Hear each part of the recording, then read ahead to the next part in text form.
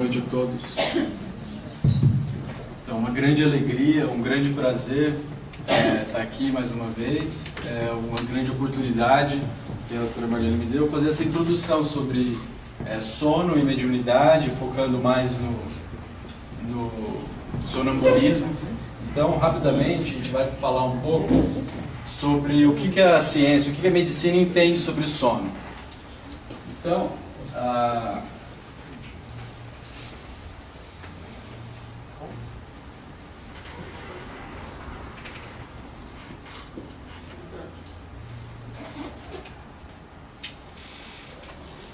bom, o que a ciência entende sobre o sono, a medicina? Tudo foi observado, tudo que o olho consegue ver, mensurando todas as variáveis possíveis ao longo de décadas, foi reunindo uma grande uma grande quantidade de informação sobre isso. Então a gente vai fazer um panorama geral sobre o que a ciência fala sobre o sono, e no final o que o Espiritismo entende sobre isso. Vamos juntar tudo. Como Kardec disse, o Espiritismo sempre agrega a sabedoria da ciência, os conhecimentos científicos, sempre adicionando e crescendo mais. Então, basicamente, o indivíduo que vai no laboratório do sono, ele é mensurado, o que a gente vai pegar aqui é o eletroencefalograma. É a mesma mensuração elétrica que o cérebro produz, que foi usado para dar a primeira partida, o primeiro chute da bola na Copa do Mundo. É o mesmo sistema. Então, se mensura isso durante o sono. E basicamente o que a gente tem?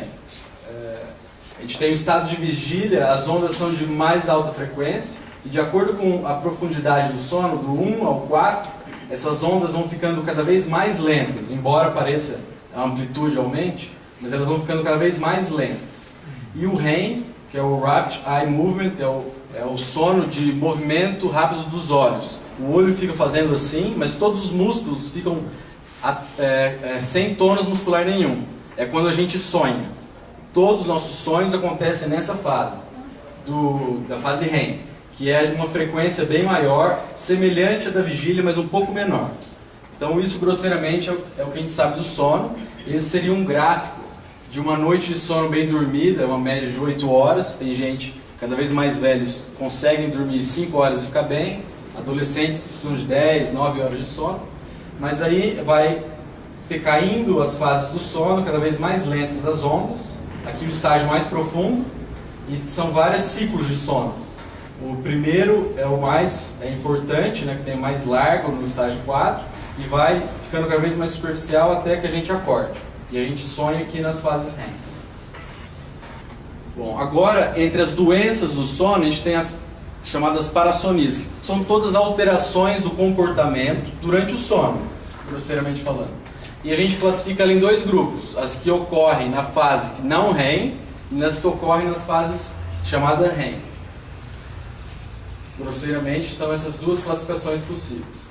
Então, as que ocorrem do sono não REM, aqueles de ondas lentas, são nas fases que a gente não sonha, mas o cérebro está descansando mais. A gente tem os principais, que é o sonambulismo, que a gente vai falar mais. Despertar confusional, a pessoa acorda muito confusa e não consegue recobrar a lucidez em um momento considerado normal, demora muito tempo, ela fica confusa o tempo todo. O terror noturno, que fosse como os pesadelos, a pessoa acorda como se ela tivesse escapado de uma morte iminente. Ela acorda como se ela tivesse visto a morte face a face. Isso acontece repetidas vezes. E os transtornos alimentares associados ao sono, que estão cada vez mais comuns, o indivíduo acorda no meio da noite, rapa a geladeira e no dia seguinte não lembra de nada. Está muito relacionado a medicações que induzem o sono para dormir. Agora, os transtornos de sono, as parassonias que ocorrem na fase REM, a gente tem esse distúrbio comportamental do sono REM, que é a perda da atonia muscular que ocorre durante o sono REM. Então o indivíduo ele simplesmente atua o sonho. Se ele está sonhando que ele está numa briga, coitado do cônjuge que estiver do lado, porque ele vai socar e chutar o cônjuge. Mais ou menos isso.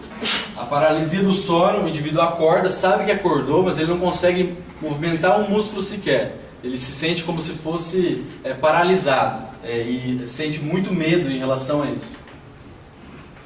E é o transtorno de parassonia sobreposta, que esse número 1, o distúrbio do sono REM. O indivíduo ele atua o sonho durante a noite, misturado com o sonambulismo. As duas coisas ocorrem juntas. Agora a gente vai se ater no grupo das parassonias não REM, que é o grupo do sonambulismo. Então, tecnicamente, é uma desarmonia entre a parte do córtex que faz o estado de vigília e a parte do córtex cerebral que induz a sonolência. Isso tem uma desarmonia. Mas, grosseiramente falando, é quando o cérebro acorda meia boca de um sono muito profundo e não se recupera de um tempo considerado normal.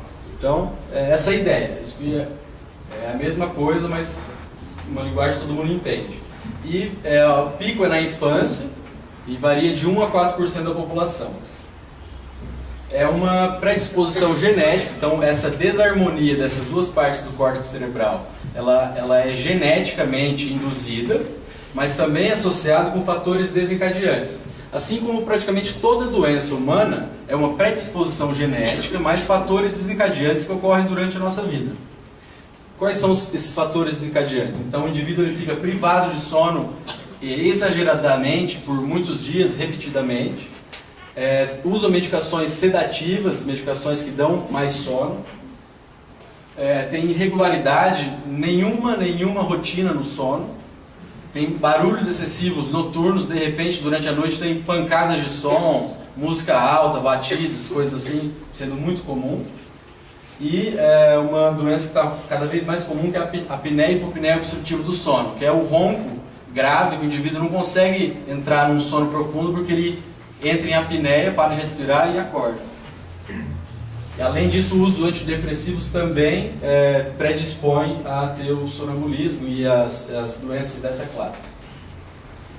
Então, o sonambulismo, ou sleepwalking, é considerado quando o indivíduo deambula durante a noite e o estado de consciência dele não é considerado como estado de vigília. Então é como se ele continuasse dormindo, mas andando. É comum o indivíduo ter amnésia, ele não se lembrar no dia seguinte, fazer comportamentos muito inadequados, por exemplo, colocar a chave do carro dentro do congelador, mover, alterar os móveis, a disposição do quarto de uma maneira bizarra, não funcional, até chegar a pegar o carro e dirigir, pegar faca e até dar tiros com arma de fogo. Tudo isso já foi descrito. E se você uma outra pessoa tenta acordar o sonâmbulo durante a noite, é mais comum piorar a situação ainda, ele fica mais confuso ainda. Então o melhor a se fazer é calmamente levá-lo para tentar voltar ao sono normal, e aí quando ele acordar no dia seguinte, ele vai estar recuperado. Porque se tentar acordar ele vai ficar mais confuso e agitado ainda, normalmente. E isso é um grande contraste com aquilo que a gente falou, que quando o indivíduo atua como se fosse um ator do sonho. Porque quando esse distúrbio do sono REM, que ele é um ator do sonho, ele acorda na hora e já fica lúcido. Ele se toca que ele está fazendo uma besteira, que ele não estava sonhando. E no sonambulismo não.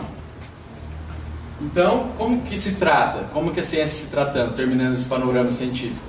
A gente não pode mudar a genética que é predisposta. A gente pode atuar, por enquanto, só nos fatores desencadeantes.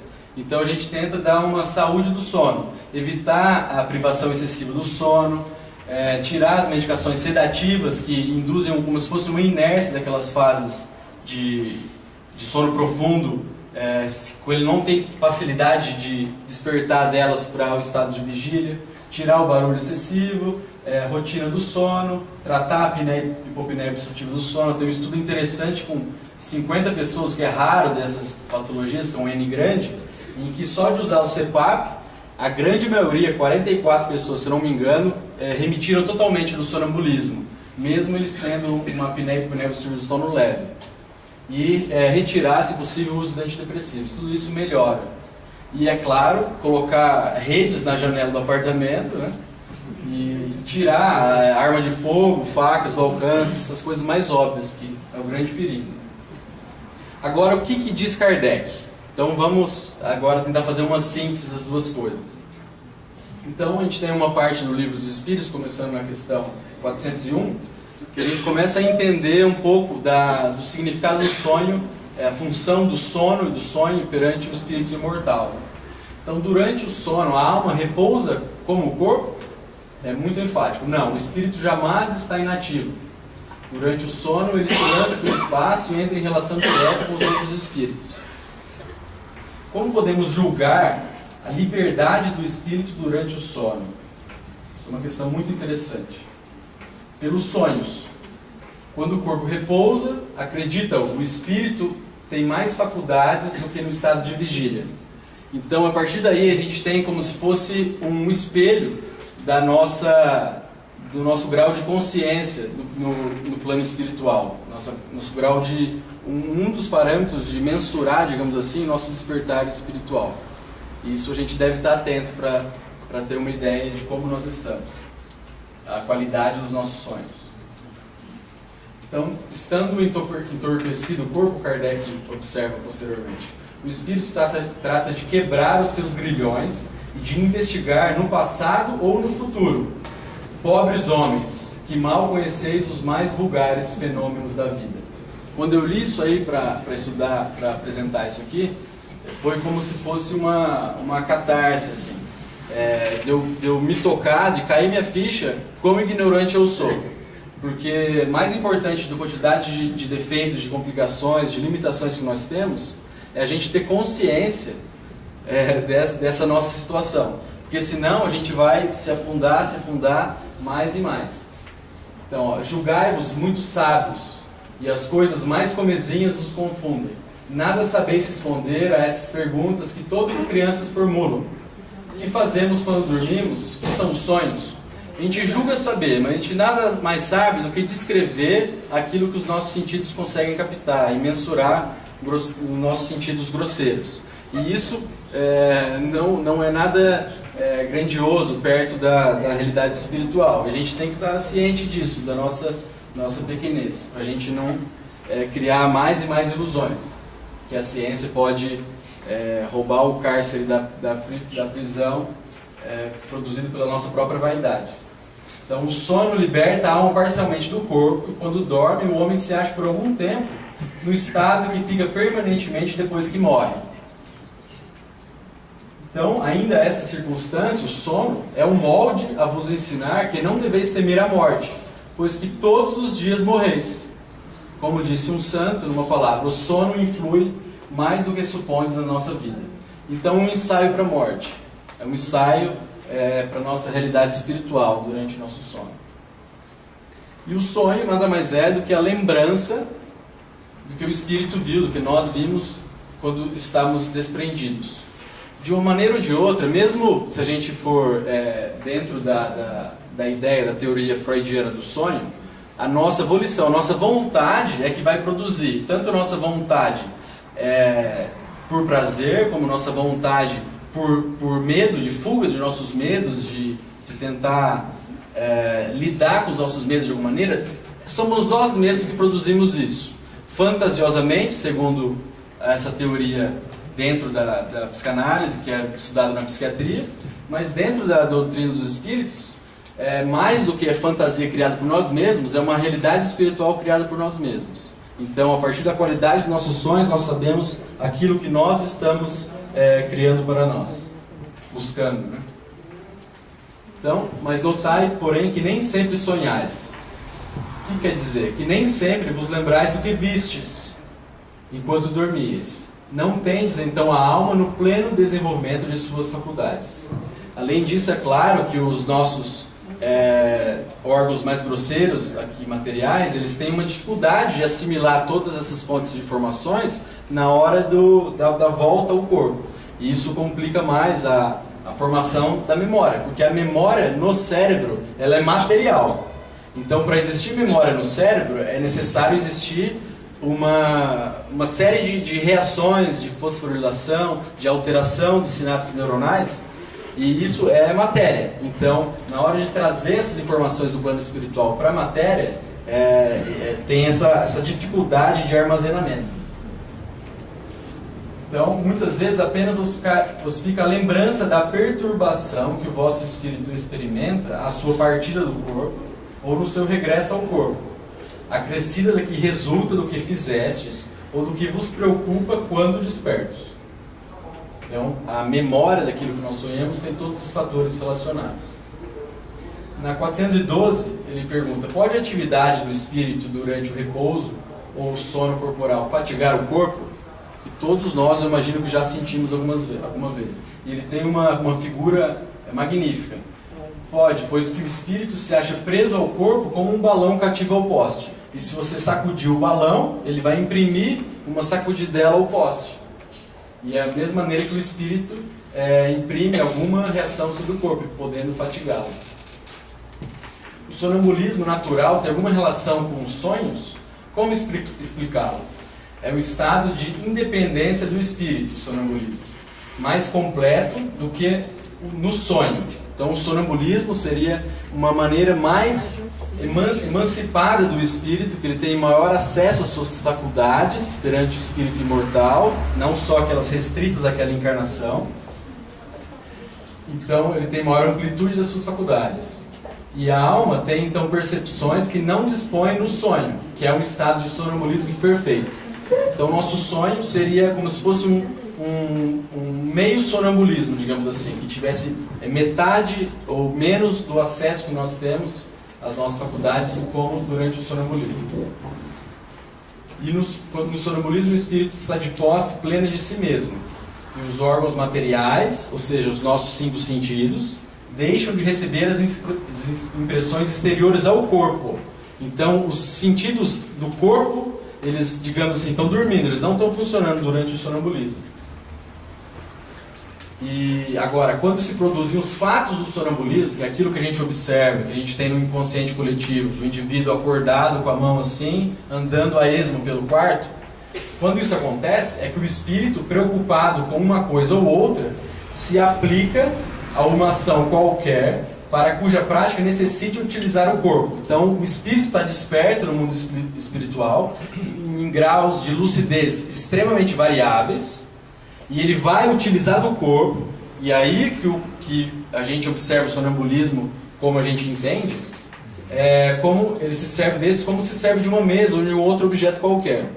Na maioria das vezes é que o grau de lucidez do espírito fora do corpo é muito baixo, digamos assim, insuficiente. E ele vai se utilizar do corpo frente a uma fantasia, a uma vivência que ele está tendo no mundo espiritual, que não corresponde com nada muito lúcido. Daí que vão ter as manifestações incoerentes que o sonâmbulo faz. Nessa questão agora do livro dos médiuns, para a gente terminar, ele coloca que a gente pode considerar no sonambulismo uma verdadeira faculdade mediúnica. E na verdade são 2 ordens de fenômenos que frequentemente se acham reunidos. O sonâmbulo age sob a influência do seu próprio espírito. É a sua alma que nos momentos de emancipação vê, ouve e percebe fora dos limites do sentido. Então, se durante um fenômeno de sonambulismo o indivíduo fala que está com frio, por exemplo, não é o corpo dele que sente frio, mas a alma dele, onde ela está desprendida, que ela tem essa percepção e manifesta através do corpo. Numa palavra, ele vive antecipadamente a vida dos espíritos, porque tudo que ele sente e que ele se manifesta no corpo é sentido pelo espírito desprendido da matéria, no plano espiritual. Agora, o sonâmbulo também pode ser um médium. E nesse caso, ele é instrumento de uma inteligência estranha, ele é passivo. E o que diz não vem de si. Em resumo, o sonâmbulo ele exprime o seu próprio pensamento, enquanto que o médium sonâmbulo exprime o de outrem. Muitas vezes o estado de emancipação da alma facilita essa comunicação. Então, durante o estado sonambúlico, a atividade mediúnica fica mais fácil, porque ele está mais acesso a outros espíritos do plano espiritual. Agora, a lucidez sonambúlica é uma faculdade que se radica no organismo e que independe em absoluto da elevação, do adiantamento e mesmo do estado moral do indivíduo. Então, é uma predisposição orgânica, Kardec deixa aqui até bem claro, que é o que a gente viu, que o talento, digamos assim, para manifestar o sonambulismo tem que ter uma características genéticas, tem que ter uma capacidade genética para poder descrever esse fenômeno. E Kardec coloca isso nessa questão do Livro dos Médiuns. O que fala por si próprio pode, portanto, ou seja, o sonâmbulo, dizer coisas boas ou más, exatas ou falsas. Daí, sobretudo, é que as qualidades morais exercem grande influência. Então, a gente sempre tem que ter o crivo da razão. Agora, nessa outra questão, ele coloca: qual a origem das ideias inatas do sonâmbulo?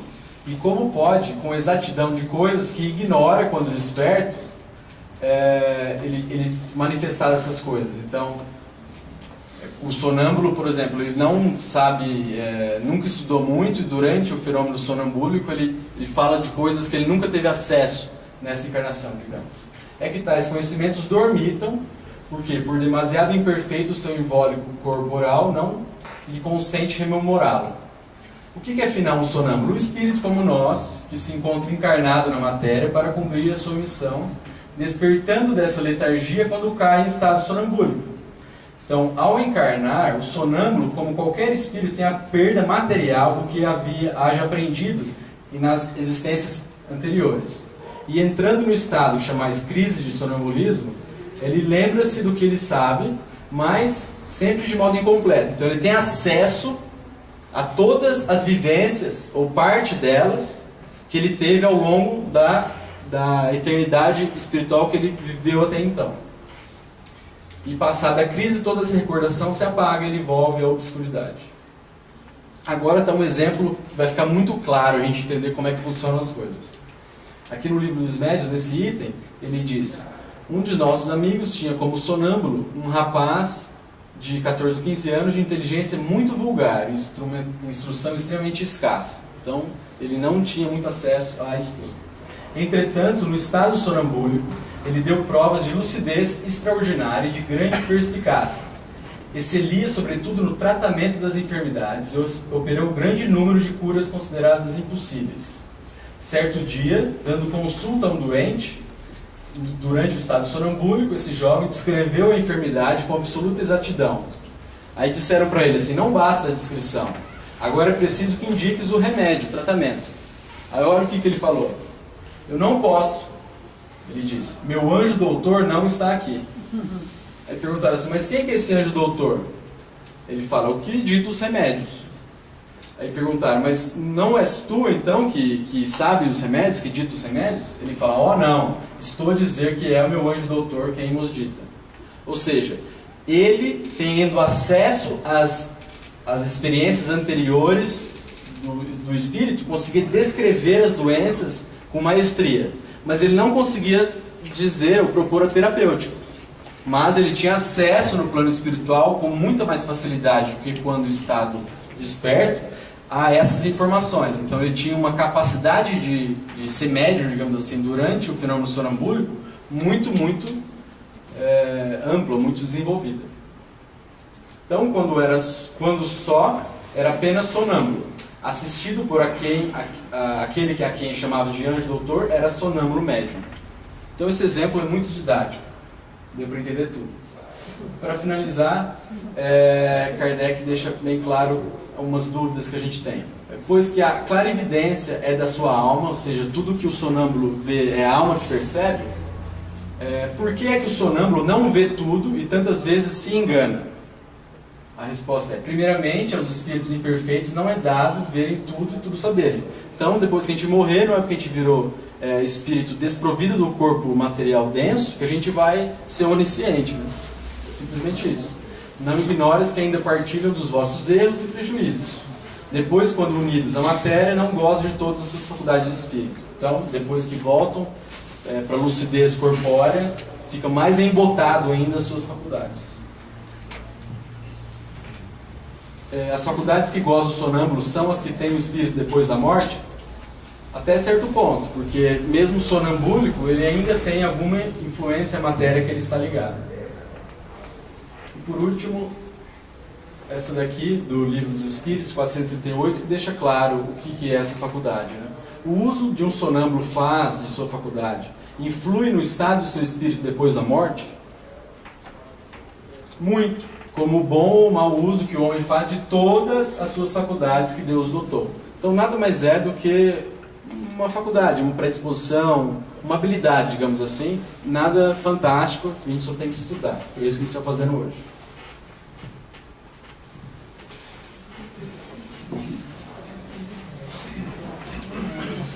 noite a todos. Nós agradecemos ao Dr. Rafael a possibilidade de estudarmos um pouco mais o que é o sonambulismo e também compreendermos melhor o médium sonambúlico.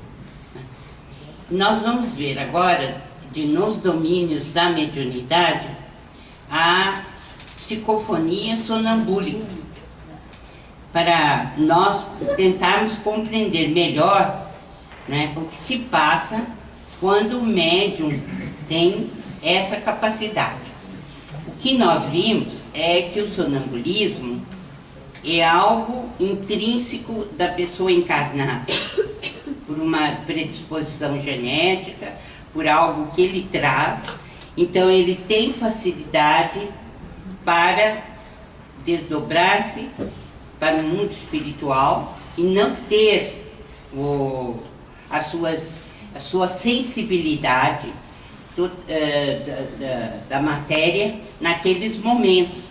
Então ele tem muito mais facilidade para agir no mundo espiritual. Mas, do ponto de vista da mediunidade, o que seria então um médium sonambúlico? O que é a psicofonia sonambúlica? Nós vimos a psicofonia consciente, que foi o caso da dona Eugênia. Nós vimos da outra vez e vimos também como que o espírito atua nesse caso. E vamos ver que são mecanismos diferentes. E isto nos mostra que a mediunidade ainda precisa ser muito estudada e que os mecanismos em absoluto não são iguais no que tange à utilização da maquinaria celular, quer dizer, dos implementos neurofisiológicos que o cérebro nos oferece, nessa interligação entre o perispírito e o corpo físico durante a mediunidade. Então nós vamos ver nessa mediunidade de incorporação sonambúlica, que um caso típico de comunicação, né, para vermos como é que a médium, a dona Celina, ela vai receber esse espírito e dar possibilidade a ele de uma certa liberdade para atuar. O comunicante é um fidalgo antigo que tem fluidos muito deletérios, uma verdadeira massa escura e viscosa, com emanações fétidas. Ele tem faces horrendo e parecia emergir de um lençol de lama. Uma frieza muito grande, malignidade, astúcia e endurecimento. E ele inicia a sua comunicação como normalmente nós vemos nas reuniões de intercâmbio.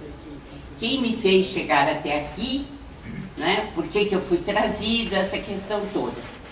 E demonstrando um desequilíbrio mental muito grande. Então, ele traz um chicote na mão, né, e fala em 5 troncos de suplício.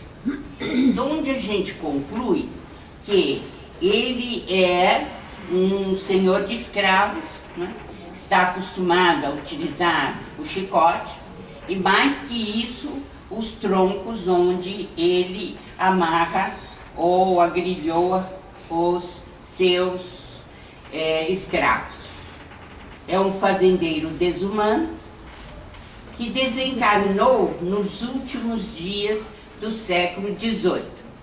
Então, se ele desencarnou em 1799, nós podemos fazer ideia, né, de quanto tempo esse espírito ficou nas regiões tenebrosas, e a oportunidade que ele está tendo somente no século XX de se comunicar. Os olhos dele, segundo o que consta pela descrição de André Luiz, estão vidrados e mortos. Ele está cego. Bem, o que Aulus informa a eles é que ele foi detentor, né, de vastíssimo latifúndio, onde ele usava e abusava dos seus poderes para a escravização de irmãos africanos. Ele odiava os trabalhadores que fugiam, resgatava-os dos quilombos onde eles se refugiavam, algemava-os aos troncos e queimava-lhes os olhos. Depois de cegos, eles eram sentenciados às mandíbulas de cães bravios. Dá para se ter uma ideia do porquê que esse espírito ficou mais de 100 anos, né, na espiritualidade, e que se apresenta de uma maneira muito grotesca, né, como um lençol de lama e apresentando a cegueira, as órbitas vazias, né?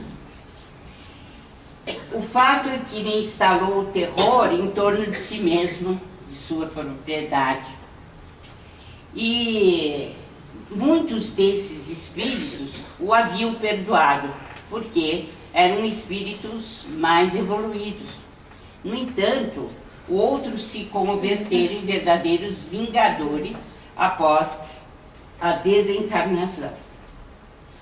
E o espírito em si, falando através da Dona Celina, ele vai mostrando que ele está rodeado de um cárcere de trevas, atormentado pelos escravos. Pelo menos ele pensa nisso, por causa da consciência culpada. Então, os benfeitores, então, colocam esse espírito junto da principal médium da casa. Então, André Luiz recebe um choque inicial. Como um espírito tenebroso desse vai se comunicar pela principal médium da casa, né? Então, os benfeitores dizem que tudo foi muito bem estudado, né? E que somente ela tem possibilidade de dar uma certa liberdade a fim de que ele exponha o seu drama, o seu problema já vivido, né? Então, ele diz que a Dona Celina tem o seu ambiente próprio e, devido à sua evolução, ela tem uma característica que é cuidar da própria comunicação que ela dá. Ela tem condições, né, de conduzir a sua mediunidade de uma forma mais correta e eficiente. E também ele diz que a assembleia para onde eles trouxeram, que é o centro espírita, tem uma corrente magnética própria, que resulta do magnetismo dos frequentadores, né? Do espírito doutrinador ou esclarecedor e dos médiuns que atuam ali. Ele diz, há uma preocupação de André Luiz quanto à contaminação dela por parte desse espírito, que se apresenta como um lençol de lama, né, com um cheiro fétido, muito desagradável e apresentando, enfim, vibrações muito baixas, inferiores. E o benfeitor disse, olha, não se incomode, porque todos os dias na Terra, o Sol, ele se incumbe de matar bilhões de corpúsculos que poderiam, inclusive, tornar inviável a vida humana. Então, ela tem condições, por sua evolução espiritual, de sair ilesa, sem infecção alguma. Bem, como é que se deu a incorporação? E aqui, então, nós pedimos a colaboração do nosso Dr. Rafael, exatamente porque o mecanismo é diferente da psicofonia consciente da Dona Eugênia. E como foi? Ela se desvencilhou do corpo físico e começou a dormir. Entrou numa situação de sonambulismo. Quer dizer, ela entrou num sono profundo naturalmente. Quer dizer, o exercício da mediunidade para ela era algo assim bastante normal, comum, e ela o fazia com grande facilidade, né? O que muitas vezes nós sabemos que não é fácil, porque a mediunidade inconsciente ou sonambúlica, ela em geral dá muito trabalho para os dirigentes da reunião, porque é preciso que o médium tenha uma certa disciplina, muito maior que o médium consciente até, porque ele não vai tomar conhecimento da comunicação em si. O que nós vimos e que foi exposto pelo Dr. Rafael é que no sonambulismo você não tem as informações do seu corpo físico, né? É isso que nós vimos no sonambulismo. No sonambulismo, o espírito está liberto da matéria com muito mais intensidade do que um sono comum. O sono é considerado um sonambulismo imperfeito. No sonambulismo, não. Você sai, né? Você se movimenta no mundo espiritual e a sua relação com as atividades orgânicas é praticamente nula. Somente existe aquela parte de ligação do fluido vital ou do duplo etérico, porque senão a pessoa morreria, né? Ela tem que continuar ligada ao corpo físico pelo fluido vital. Mas isto não significa que o espírito está recebendo as informações do organismo físico. Ele está dissociado disso, né? Então, ela entra em sono profundo e, como o Dr. Rafael disse, não, antes da fase REM, porque a fase REM é a fase do sono com sonho, não é isso? Então, o sonambulismo é antes disso, né? Então, nós entramos num sono profundo e ela, ao entrar no sono profundo, que ela se desliga automaticamente da matéria, ela leva a sua aura. A aura dela, que é brilhante. Por quê? Porque o espírito vai atuar com muito mais facilidade no mundo espiritual. Então, o que é característico da Dona Celina é que ela atua como se fosse a mãe do comunicante. Então ela abre os braços para favorecer a entrada dele, né? E veja bem o que André Luiz coloca. A médium era um instrumento passivo no exterior. Nas profundezas do ser, mostrava as qualidades morais positivas. Porque se ela não tivesse essas qualidades morais positivas, o espírito poderia atuar de uma maneira desequilibrada. Então, o médium inconsciente ou sonambúlico, ele precisa ter moralidade acima de tudo, para poder tomar conta do seu organismo, do seu vaso físico. Com isso, ela impedia qualquer manifestação menos digna. Bem, segundo André Luiz, a dona Celina é médium, sonambúlica, perfeita.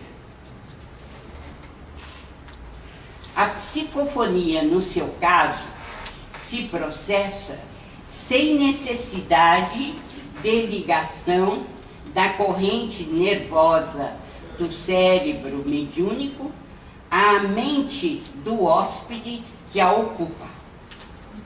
Gostaria que vocês guardassem bem isso aqui, porque é uma diferença fundamental do que? Da psicofonia consciente. No caso da dona Eugênia, o que ocorria na mediunidade consciente? Ela tomava ou não tomava consciência daquilo que o espírito falava? Então essa é uma diferença fundamental que vocês têm que gravar, né? Então, a psicofonia, no seu caso, se processa sem necessidade de ligação da corrente nervosa do cérebro mediúnico, do cérebro da dona Celina, né, à mente do hóspede que a ocupa. Então, o espírito vai se comunicar, está se comunicando, aliás, e nós vimos que ele é um espírito tenebroso, por assim dizer, né, de inferioridade, pelo menos momentânea, muito grande, e, no entanto, ela não toma conhecimento da mente dele, do cérebro dele. Ela não toma conhecimento. Por quê? Porque a característica do sonâmbulo é exatamente essa, se desligar do quê? Da sua parte física. Ele tem liberdade. E outra, ele dá liberdade ao comunicante. Por quê? Ele pode utilizar as bases do pensamento do cérebro dele com facilidade. Pode utilizar, e mais que isso, né? Ele tem liberdade para construir a comunicação que ele quiser. Por quê? Porque ela não está tomando conta do seu cérebro. Ela se desliga automaticamente do campo sensório. Campo sensório, o que que é? Toda a sensibilidade orgânica que nós temos, todas as informações que os órgãos dos sentidos nos passam. Ela se desliga. Não há informação, não passa por ela as informações do estado mental, do estado até perispiritual em que o espírito se manifesta. Ela não tem isso.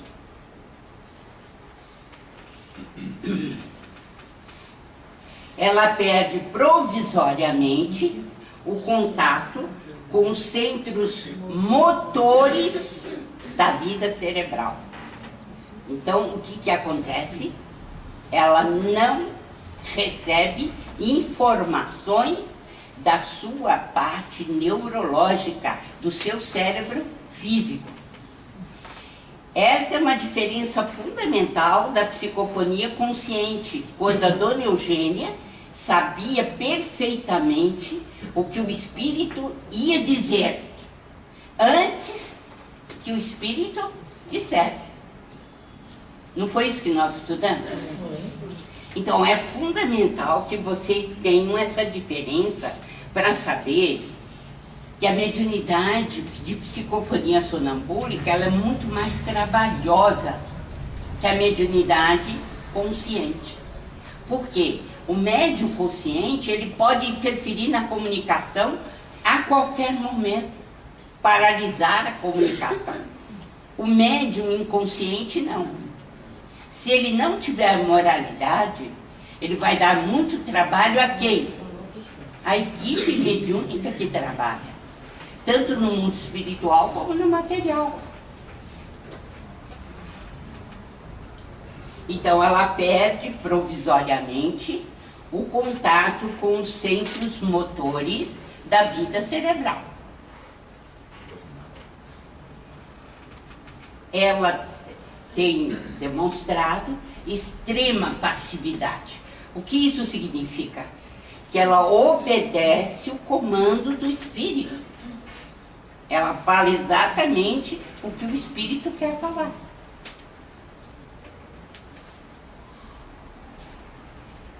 Com isso, o comunicante fica muito mais seguro de si.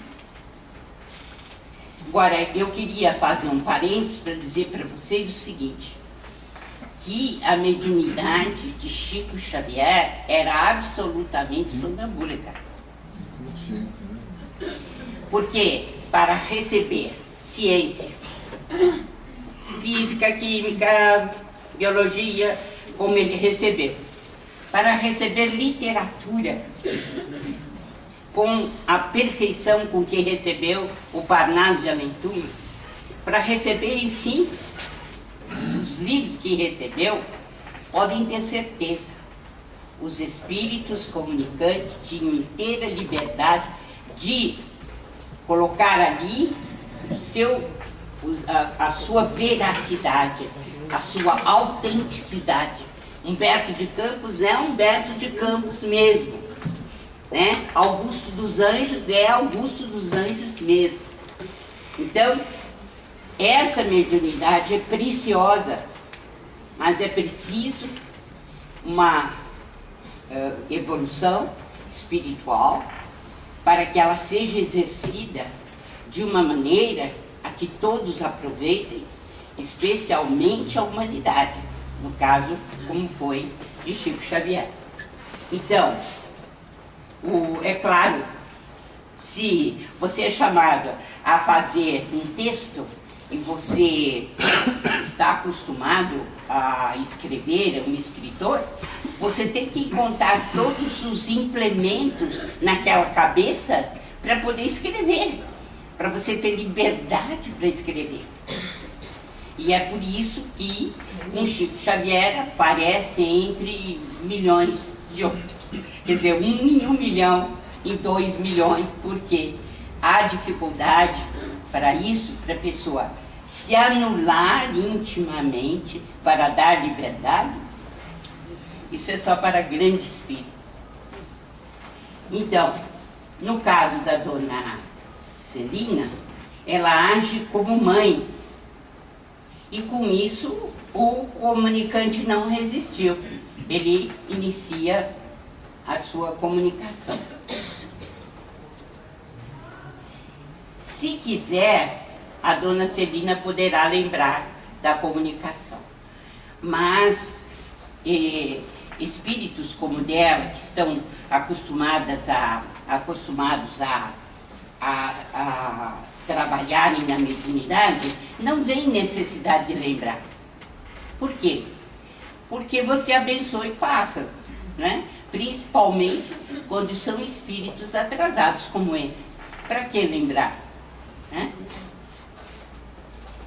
Então, na dona Eugênia, o controle é mais direto, como nós vimos. Na dona Celina, ela deixa o espírito mais à vontade. Para os espíritos, o médium consciente é preferível o médium consciente. Por quê? Porque o inconsciente dá muito trabalho e ele precisa de grande moralidade para poder trabalhar. Senão dá muito serviço para o mundo espiritual. Se a médium não fiscalizasse, né, caberia à equipe espiritual fazer isso. Bem, o que eu trouxe hoje é o resumo da psicofonia sonambúlica, que vocês vão ler, reler, nos domínios da mediunidade. E eu queria exatamente mostrar a diferença entre a psicofonia consciente e a sonambúlica. Na consciente, o médium, como o próprio nome diz, acompanha passo a passo o que está sendo dito, o que está sendo colocado pelo espírito, e pode assumir, se for o caso, num átimo de segundo, pode assumir e voltar e rejeitar a comunicação. Mas na mediunidade sonambúlica é preciso um grande estofo moral por parte do médium. Por quê? Porque o espírito entra em estado sonambúlico, o que significa sono profundo, e um sono em que o espírito se desliga da matéria. Ele não tem repercussão da sua matéria e, consequentemente, ele não tem acesso à cabeça do espírito que está se comunicando. Porque o seu cérebro não está funcionando com esse intuito. O cérebro está em ponto morto, né? E a sua sensibilidade deixou de existir, porque não há repercussão da matéria sobre o espírito, uma vez que o espírito venceu essa questão e está mais solto, mais livre, e deixa também mais livre o espírito comunicante. Houve um entendimento do que é a mediunidade sonambúlica? Se houver alguma dúvida, quiser levantar a mão, perguntar. É muito mais rara do que a psicofonia consciente? É mais rara. Mais rara. E também tem muita relação com um certo pagamento de dívida do nosso passado. Porque, em geral, a mediunidade sonambúlica, ela surge como uma necessidade que o nosso espírito tem de trabalhar na mediunidade para refazer um caminho. Então, o aparecimento da mediunidade sonambúlica dá muito trabalho. E é por isso que quem dirige as reuniões mediúnicas, a sessão mediúnica, precisa sempre ter em mente que está realizando um trabalho muito profundo de saúde espiritual. Saúde espiritual para favorecer o médium que está trabalhando, a fim de que ele possa realmente contribuir para a melhoria da sociedade, como também ele está resgatando uma falta do seu passado. Porque o médium, em geral, é alguém que lesou a coletividade de alguma maneira. E ele volta para poder fazer uso da mediunidade, auxiliando essa mesma comunidade e contribuindo para a saúde mental da coletividade. Então, o médium tem que levar muito a sério a sua responsabilidade. E mais que isso, o diretor da reunião, aquele que é o esclarecedor, porque sobre ele paira uma grande responsabilidade, a de manter o equilíbrio espiritual da sala. Doutora, uma médium sonambúlica, ela pode também... Uma pessoa que tem psicofonia sonambúlica